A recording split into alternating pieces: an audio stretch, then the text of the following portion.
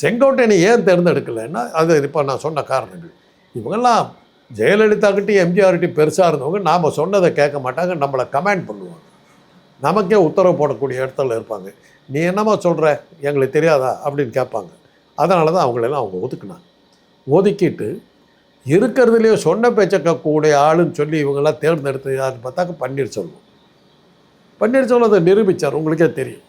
3 தடவை முதலமைச்சர் பதவி ஏற்றுக்கணும், ஏற்றுக்குவார், போனால் போயிடுவார். அவ்வளோதான் அவர்.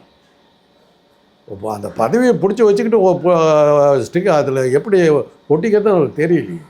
அதே பாருங்கப்பா, அவர் ஜெயலலிதா இறந்த உடனே வந்த ஒரு சூழ்நிலையில் சசிகலாவுக்கு அவங்க பதவி பிரமாணம் பண்ண வைக்க மாட்டேன்னு சொல்லி